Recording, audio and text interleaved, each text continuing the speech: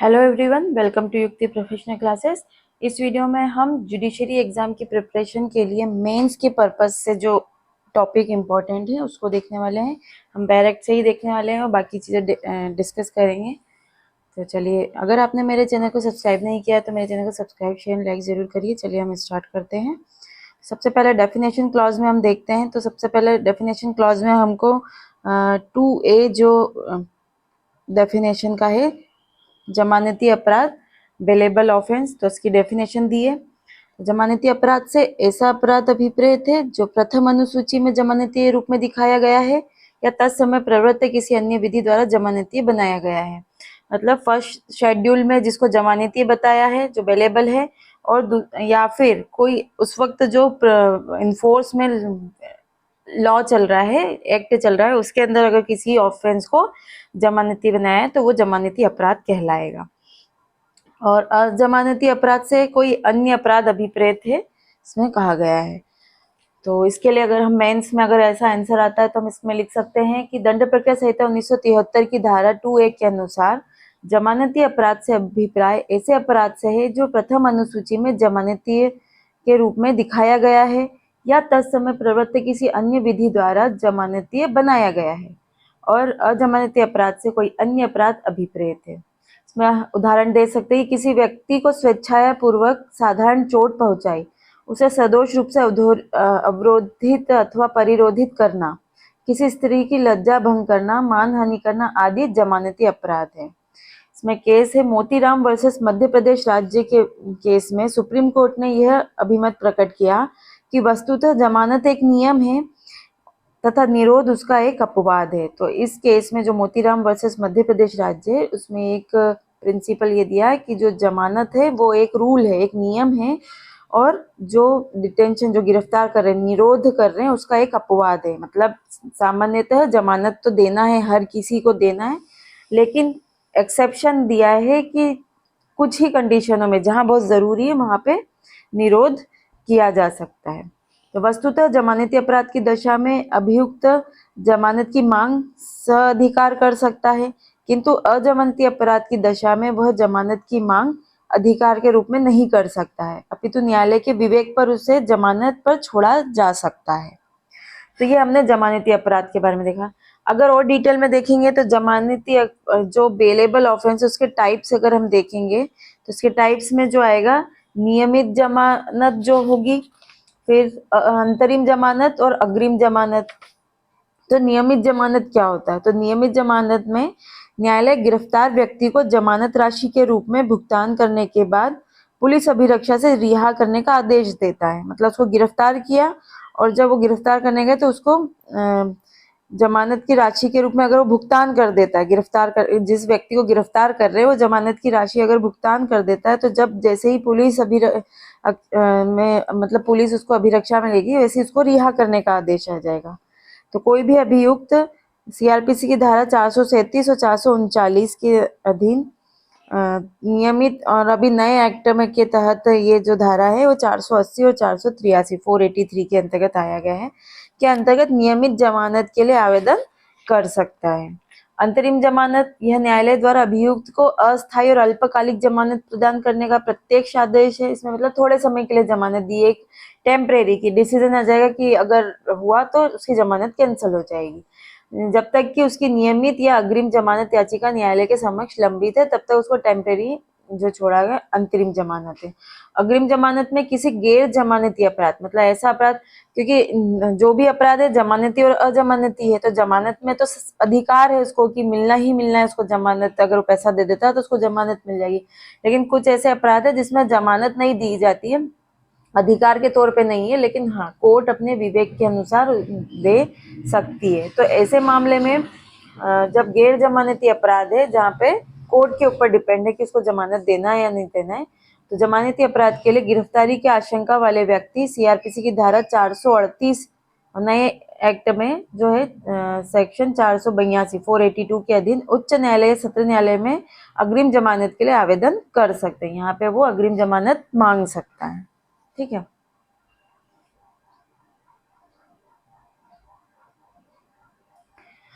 फिर है डिफॉल्ट जमानत क्या है, डिफॉल्ट बेल क्या होता है, क्योंकि यहाँ कहीं भी एक्ट में मतलब डायरेक्टली ऐसे क्लियरली ऐसा नहीं दिया कि डिफॉल्ट बेल कहाँ है। ये सेक्शन के तहत ही दिए गए कि उस कंडीशन को फुलफिल होने के बाद, उस टाइम पीरियड के खत्म होने के बाद उसे बेल मिलना ही है, ऐसा इसमें प्रोविजन दे रखा है। तो यह जमानत का अधिकार है जो तब प्राप्त होता है जब पुलिस न्यायिक हिरासत में किसी व्यक्ति के संबंध में निर्दिष्ट अवधि के भीतर जांच पूरी करने में विफल रहता है।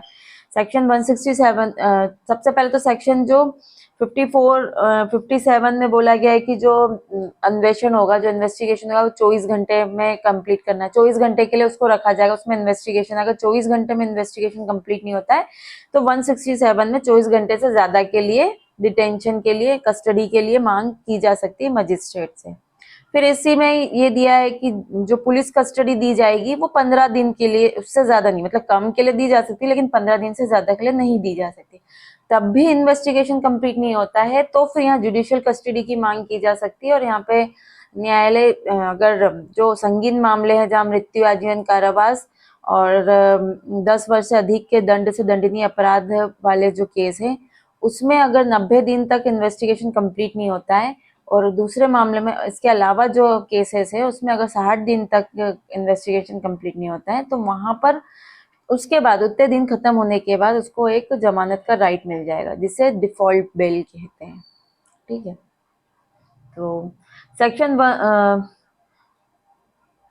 इसे वैधानिक जमानत के नाम से भी जाना जाता है। यह दंड प्रक्रिया संहिता की धारा 167 सब सेक्शन 2 में निहित है। सीआरपीसी की धारा 167 सब सेक्शन 2 में यदि पुलिस निर्दिष्ट अवधि के भीतर जांच पूरी करने में असमर्थ है तो न्यायिक हिरासत में व्यक्ति को जमानत मांगने का अधिकार है। ठीक है, तो यहाँ पे ये बोला है कि अगर निर्दिष्ट अवधि के भीतर अगर इन्वेस्टिगेशन पूरी नहीं की उसने तो फिर यहाँ पे सेक्शन 167 सब सेक्शन 2 की बात कर रहे हैं कि उसमें ये बोला है कि वहाँ पे जुडिशियल कस्टडी जो न्यायिक हिरासत है वो दी जाएगी। वो उसमें व्यक्ति को जमानत मांगने का अधिकार है। जब पुलिस 24 घंटे के भीतर जांच पूरी नहीं कर पाती है तो वह संदिग्ध को मतलब जो अभियुक्त है उसको मजिस्ट्रेट के सामने पेश करती है, जो यह निर्णय लेता है कि जो अभियुक्त है उसको पुलिस हिरासत में रखा जाना चाहिए या न्यायिक हिरासत में। सीआरपीसी की धारा 167 सबसेक्शन 2 के अनुसार मजिस्ट्रेट आरोपी व्यक्ति को 15 दिनों तक पुलिस हिरासत में रखने का आदेश दे सकता है।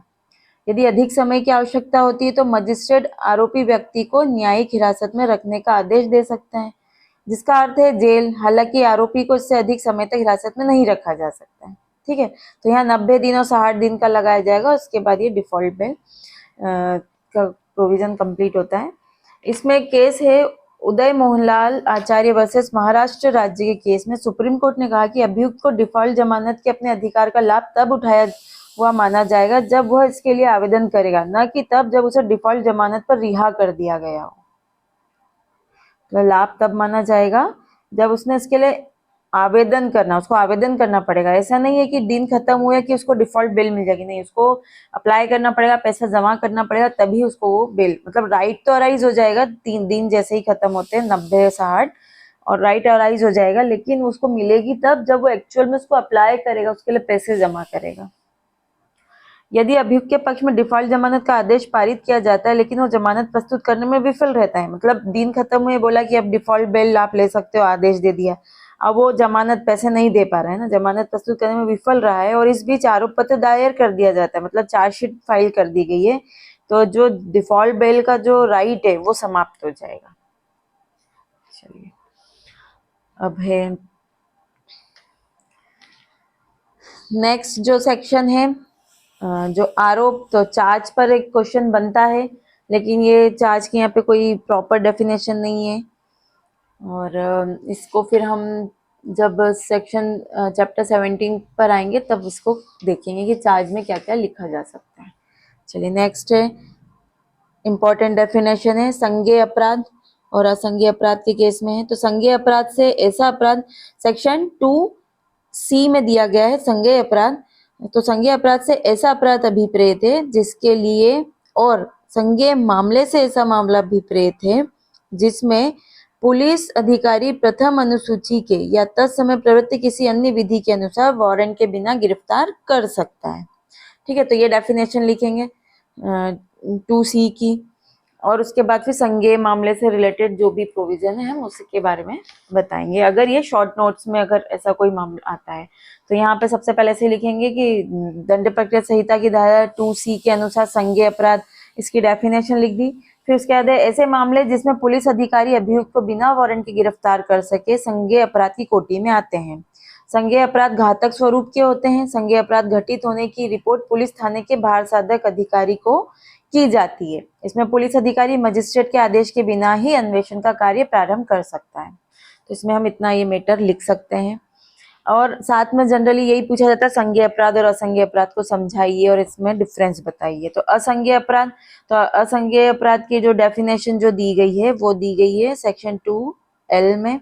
तो असंज्ञेय अपराध दंड प्रक्रिया संहिता 1973 की धारा 2L के अनुसार असंज्ञेय अपराध से ऐसा अपराध अभिप्रेत है जिसके लिए, और असंज्ञेय मामले से ऐसा मामला अभिप्रेत है जिसमें पुलिस अधिकारी को वारंट के बिना गिरफ्तारी करने का प्राधिकार नहीं होता है।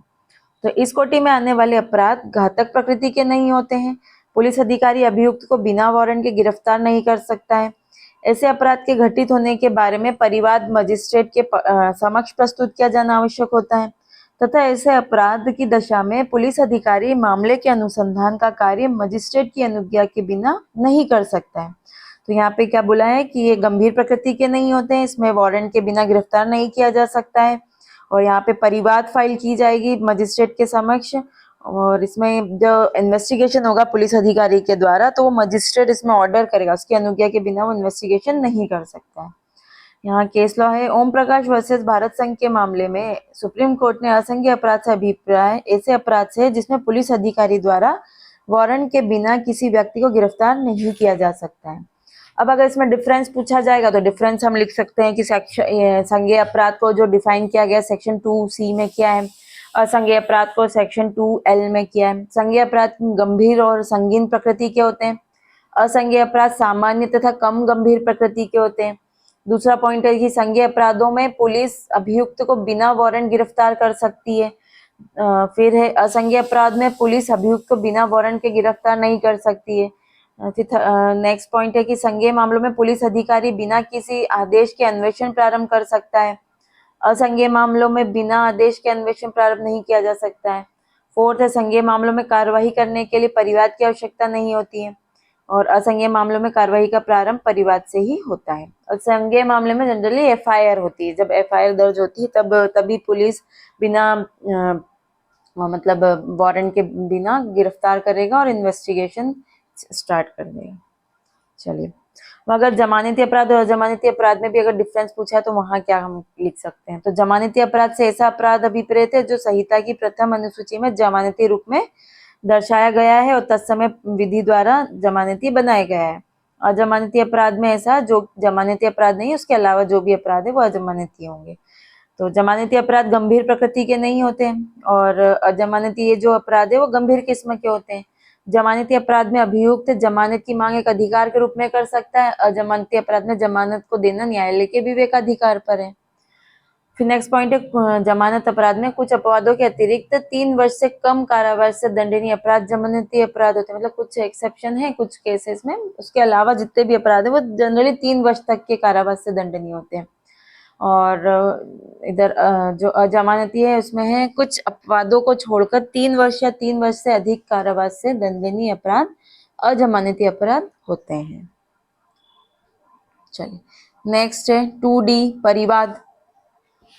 परिवाद पे भी क्वेश्चन बनता है ना, कि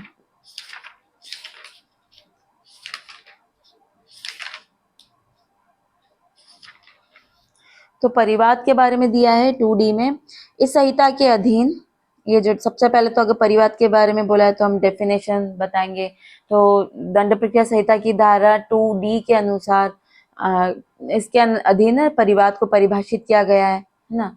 तो इसके अनुसार परिवाद से अभिप्राय इस संहिता के अंतर्गत मतलब CRPC के अंतर्गत कार्यवाही किए जाने की दृष्टि से लिखित या मौखिक रूप से किसी मजिस्ट्रेट से किया गया वह कथन है जब किसी व्यक्ति ने कोई अपराध किया है, चाहे वह व्यक्ति ज्ञात हो या अज्ञात हो, किंतु इसके अंतर्गत पुलिस रिपोर्ट नहीं आती है। इसका एक्सप्लेनेशन में दिया है, ऐसे किसी मामले में जो अन्वेषण के पश्चात किसी असंज्ञेय अपराध का किया जाना प्रकट करता है, पुलिस अधिकारी द्वारा की गई रिपोर्ट परिवाद समझी जाएगी और वह पुलिस अधिकारी जिसके द्वारा ऐसी रिपोर्ट की गई है परिवादी समझा जाएगा। इसमें जो केस दिया है गणेश वर्सेस शरणप्पा के मामले में उच्चतम न्यायालय द्वारा यह प्रतिपादित किया गया कि परिवाद से अभिप्राय मजिस्ट्रेट से किए गए लिखित या मौखिक दोषारोपण से है। अब जो परिवाद से रिलेटेड जो कंप्लेन है, कंप्लेन से रिलेटेड जो सेक्शंस है वो सेक्शन 200 से लेकर 203 तक इसके बारे में प्रोविजन दिया है। इसकी जो पूरी प्रोसीजर है वो इसमें दी गई है। ठीक है, अब परिवाद में क्या क्या होना चाहिए, क्या आवश्यक है। तो परिवाद सबसे पहले क्या मतलब इसके क्या लक्षण है। तो परिवाद मौखिक या लिखित किसी भी रूप में हो सकता है ना। किसी भी शिकायत को तब तक परिवाद नहीं माना जाता है जब तक वो ऐसे अपराध नहीं गठित करती है जो विधि द्वारा दंडनीय हो। परिवाद मजिस्ट्रेट के समक्ष किया जाता है। परिवाद का मुख्य उद्देश्य उस मजिस्ट्रेट द्वारा कार्यवाही की जानी है जिसके समक्ष प्रस्तुत किया गया है।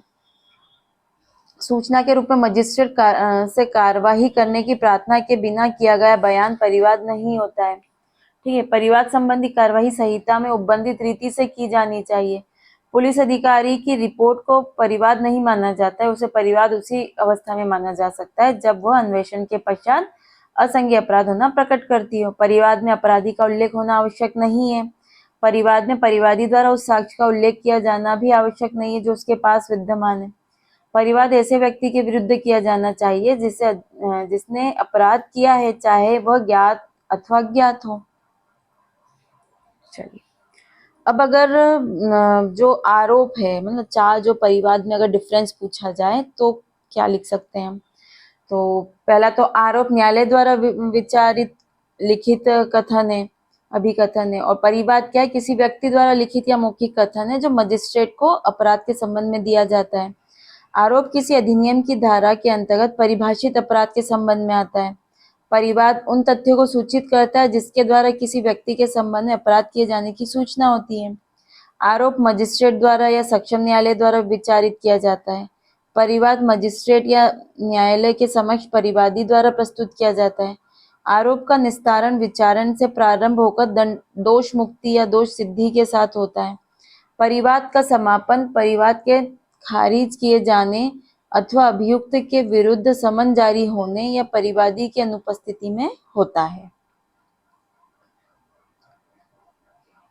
चलिए, नेक्स्ट जो है सेक्शन जो इम्पोर्टेंट है, जांच, अन्वेषण और न्यायिक कार्रवाई। ये तीनों इम्पोर्टेंट सेक्शंस हैं जिस पे क्वेश्चन आता है। तो जांच, दंड प्रक्रिया संहिता की धारा 2G के अनुसार जांच से अभिप्राय विचारण से भिन्न। मतलब जांच जो है ट्रायल स्टार्ट होने से पहले होती है जांच, है ना। मजिस्ट्रेट द्वारा जो होगी वो जांच होगी और पुलिस द्वारा जो होती है इन्वेस्टिगेशन होती है।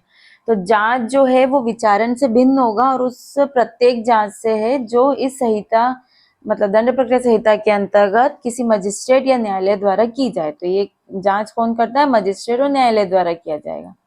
फिर अन्वेषण जो दिया है, तो दंड प्रक्रिया संहिता 1973 की धारा 2H के अनुसार अन्वेषण के अंतर्गत वे सभी कार्रवाइयां आती है जो साक्ष्य एकत्रित करने के लिए पुलिस अधिकारी द्वारा या मजिस्ट्रेट से भिन्न ऐसे किसी व्यक्ति के द्वारा की जाती है जो मजिस्ट्रेट द्वारा इस प्रयोजन के लिए प्राधिकृत किया जाता है ना। तो इन्वेस्टिगेशन में क्या बोला है कि उसमें सारी वे कार्रवाइयां आएगी जो जिसमें क्या साक्ष्य एकत्रित करेंगे, है ना।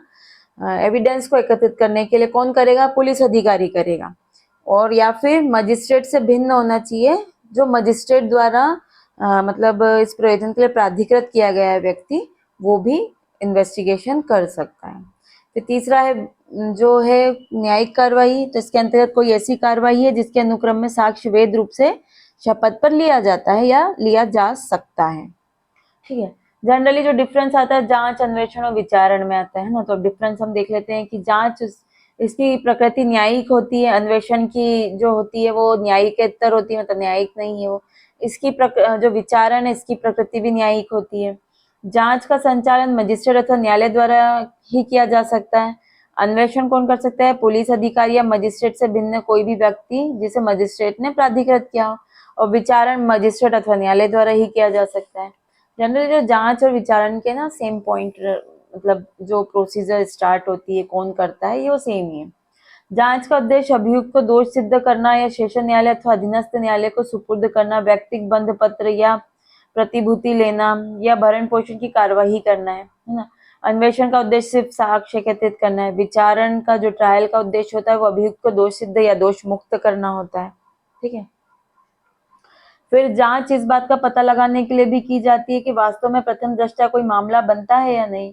अन्वेषण अपराध एवं शांति भंग के मामले में साक्ष्य एकत्रित करने हेतु किया जाता है। विचारण केवल अपराध पर विचार करने हेतु किया जाता है। फिर जांच में परीक्षित व्यक्तियों को शपथ दिलाई जा सकती है। इन्वेस्टिगेशन में शपथ नहीं दिलाई जा सकती है और विचारण में शपथ दिलाई जा सकती है।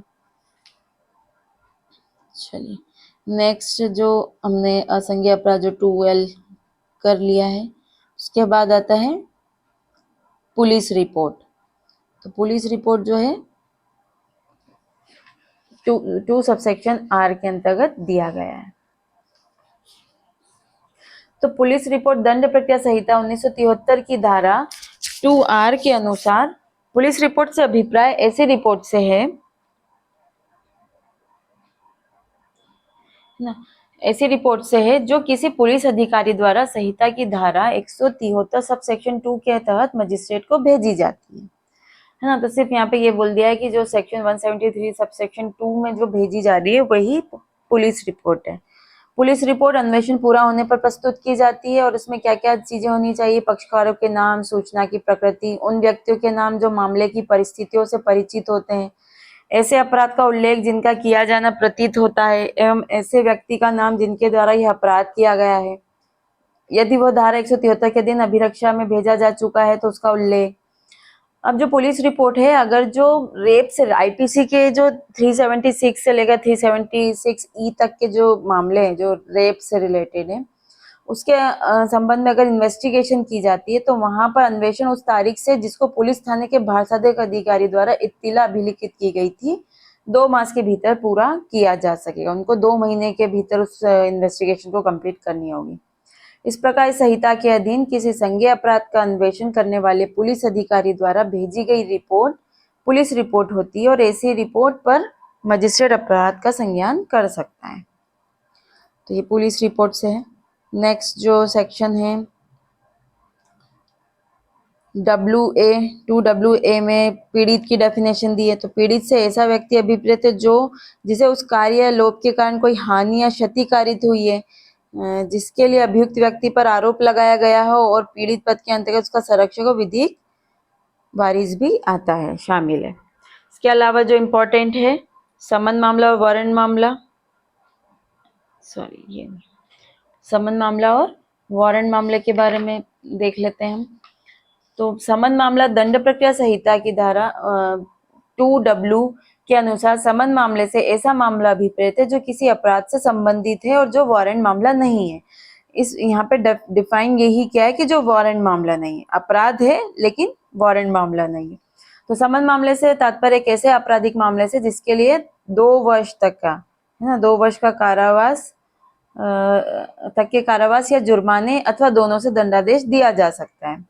जो CRPC की धारा जो सेक्शन 259 है, सेक्शन 250 में ये बोला गया है कि मजिस्ट्रेट को इस बात की शक्ति प्रदान की गई है कि वह समन मामले को वारंट मामले में संपरिवर्तित कर सकता है, बशर्ते कि मामला 6 माह से अधिक अवधि के कारावास से दंडनीय हो। मतलब ऐसा मामला है उसको प्रतीत होता है कि इसको समन मामले में नहीं चलाना चाहिए, वारंट मामले में चलाना चाहिए, लेकिन वहां पे जो दंड दिया जाएगा वो 6 माह से अधिक के कारावास से दंडनीय होना चाहिए अगर ऐसा लगता है। तथा मजिस्ट्रेट की राय में उक्त समन मामले का विचारण वारंट मामले के लिए विहित की गई प्रक्रिया के अधीन किया जाना अपेक्षित हो तो वो ऐसे चेंज कर सकते हैं। ठीक है। अब नेक्स्ट है वारंट मामला। तो वारंट मामला दंड प्रक्रिया संहिता की धारा 2X के अनुसार वारंट मामले से ऐसा मामला अभिप्रेत है जो मृत्यु, आजीवन कारावास या 2 वर्ष से अधिक की अवधि के कारावास से दंडनीय मतलब से अधिक के कारावास से दंडनीय किसी अपराध से संबंधित है। ठीक है। तो यहाँ क्लियरली कर दिया कि वहां पे तो वारंट इशू होगा ना, वारंट मामला कहलाता है यहाँ पे। तो किशोरीलाल वर्सेस महादेव के मामले में यह भी निर्धारित किया कि न्याय के हित में किसी समन मामले का विचारण वारंट मामले की तरह किया जा सकता है। प्रेमदास के बाद में कहा गया कि जब वारंट मामले की प्रक्रिया अपनाने के स्थान पर समन मामले की प्रक्रिया अपना ली गई हो परंतु कोई प्रतिकूल प्रभाव न पड़ा हो तो यह केवल एक अनियमितता होगी जो इस संहिता की धारा 465 के अधीन सुधारे जाने योग्य होगी। अब अगर दोनों में डिफरेंस पूछ लिया समन मामला और वारंट मामले में, तो समन मामले में जो है सबसे पहले तो सेक्शन मेंशन कर देंगे कि ये सेक्शन 2W में बताया गया है और जो वारंट मामला है 2X में बताया गया है। पहला है समन मामले सामान्य प्रकृति के होते हैं, वारंट मामले गंभीर प्रकृति के होते हैं। समन मामले में 2 वर्ष से अधिक का कारावास का दंड नहीं दिया जाता, इसमें मृत्यु दंड, आजीवन कारावास, 2 वर्ष से अधिक का कारावास दिया जाता है। समन मामले में अभियुक्त के उन्मोचन जैसी कोई बात नहीं होती, मतलब डिस्चार्ज नहीं होता है यहाँ पे ना। वारंट मामले में यदि बहस के समय यह पाया जाता है कि अभियुक्त के विरुद्ध आरोप निराधार है तो उसे उन्मोचित किया जा सकता है। समन मामले में अभियुक्त के विचार में संक्षिप्त प्रक्रिया अपनाई जाती है, ठीक है। तो इस समन मामले में क्या है, समरी प्रोसीजर जो होती है वो अपनाई जाती है, वारंट मामले में संक्षिप्त प्रक्रिया नहीं अपनाई जाती है। समन मामले में आरोप का मतलब जो फ्रेम नहीं होता है, चार्ज फ्रेम नहीं होते, लेकिन वारंट मामले में चार्ज का फ्रेम होना आवश्यक होता है। समन मामले के संबंधी जो ट्रायल है, ट्रायल की जो प्रोसेस है वो चैप्टर 20 में दी है और इधर वारंट मामले में चैप्टर 19 में दी है, 19 में। समन का प्रारंभ अभियुक्त के कथन से होता है, मतलब यहाँ अभियुक्त पहले स्टार्ट करता है, यदि अभियुक्त इनकार करता है तो अभियोजन का साक्ष्य लेना पड़ता है और अभियोजन जो वारंट मामले है उसमें अभियोजन के साक्ष्य ही वारंट मामले का प्रारंभ होता है, मतलब दोनों अपोजिट है। वारंट केस में क्या होगा, जो पब्लिक प्रोसिक्यूटर जो अभियोजन है वो स्टार्ट करेगा ना, वो साक्ष्य देगा, वहां से चालू होगा। और समन मामले में क्या होगा कि अभियुक्त को स्टेटमेंट देना पड़ेगा, ठीक है। और अभियुक्त का कथन अभियोजन के कथन के पश्चात होता है। समन मामला यदि एक बार समाप्त हो जाता है तो उसका पुनर्जीवन नहीं हो सकता है। वारंट मामला जो है पुनर्जीवित किया जा सकता है यदि अभियुक्त को उन्मोचित कर दिया गया हो। चलिए, तो ये जो इम्पोर्टेंट डेफिनेशन के पार्ट में जो इम्पोर्टेंट मेंस में पूछे जाने के लायक जो क्वेश्चन थे वो हमने कर लिए हैं और नेक्स्ट वीडियो में हम आगे के क्वेश्चन पे चर्चा करेंगे। Thank you.